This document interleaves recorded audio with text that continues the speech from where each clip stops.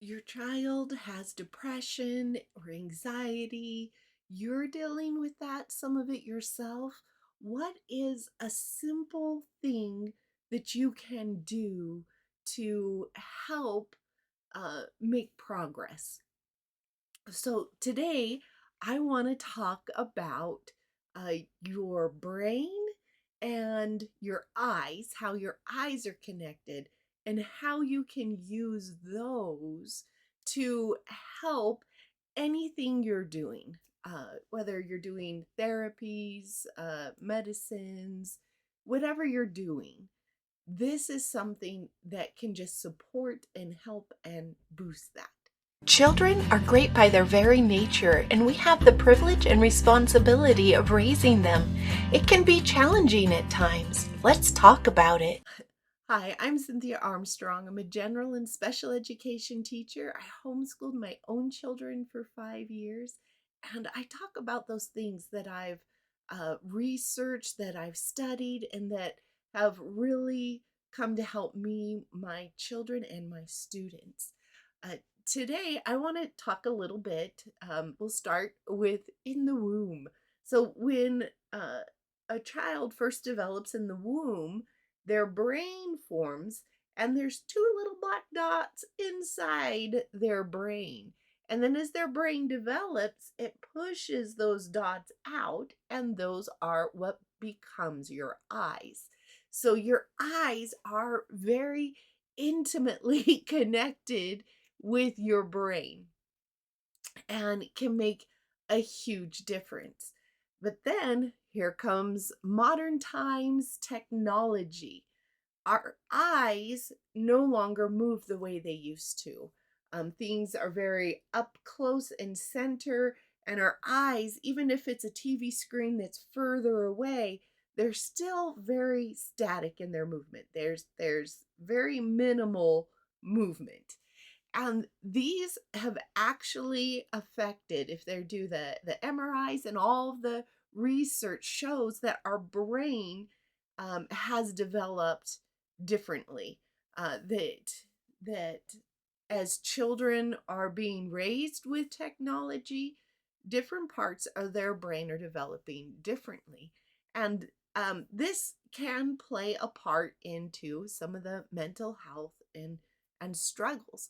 And so, again, no matter what you've chosen to do, whether you're working with me and learning more about the brain and how that actually directly works with the depression, the anxiety, the trauma, whether it's PTSD, childhood, any of those mental health issues, whether you're seeing a psychologist, whether you're taking medications for it, being aware of your eyes, very intimate connection with your brain, uh, and what you can do to support that can really um, help in helping some of the things you're doing be more effective.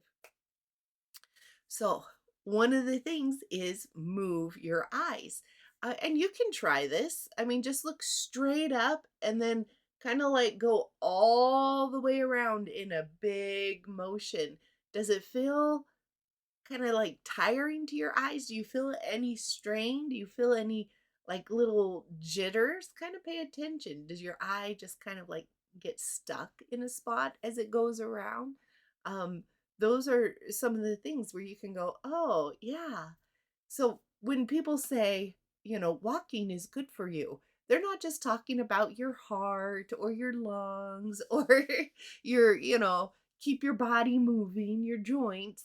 It is very helpful for your brain, for your eyes. Um, and this of course is with the caveat that you're not staring at your screen trying to text somebody or read something while you're walking. When you're walking, if your eyes are up, you're looking into the distance, take the time and kind of use your eyes, because we can move with our head, but we can also look with our eyes, kind of look to each side with your eyes and look as far down as you can go. Often we've trained our eyes to look pretty close in front of us, because if it's not here, that's okay. We're still just right here looking pretty close in front of us. Look into the distance, just take a few minutes. And if your child struggles with sleep, um, one of the things you can do is get them outside as early as possible, for 10-15 minutes of that natural light. It resets our eyes, reset some of the important parts of our brain. It's on a timer. Our brain has a timer inside it naturally. And one of the ways we can help to set that timer is by getting up and getting that sunlight. If, depending on where you live in the world, the sunrise can be in the middle of the day or it can be super early, early in the morning. But whatever time you get up, try and get that little bit of natural sunlight. Get those 10-15 minutes. It helps to reset that timer for when to go to sleep. And then when it's time for bed, turn off the lights, dim the lights, get rid of the technology, the screens from the technology. Um, have things start to dim because that tells your brain, oh, okay, it's getting dark, right? We didn't have electricity and in our development of humans. I mean, obviously in our own personal, but our brain is set to the sun. And so if we're missing some of those rhythms, um, your eyes will help set that. Move your eyes if you're out and about, again, looking in the distance and, moving your eyes and not just your head. People who play sports often will have kind of the healthier connections with their eyes and their brain. And they're saying, anything that has that moving balls or things where your eyes have to move. One of the people that have studied this, he does, you can call it ping pong, table tennis, whatever you call it where you're at, having that movement.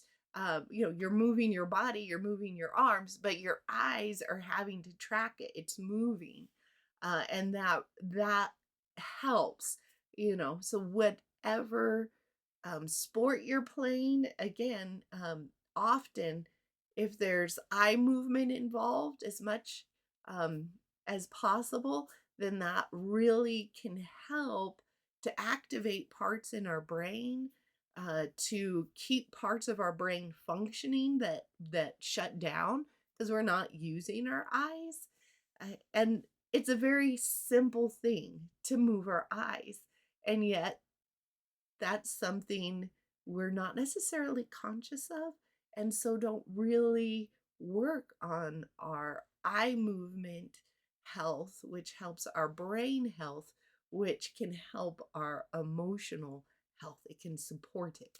Um, it can make a big difference whether something that you're trying is more effective or less effective.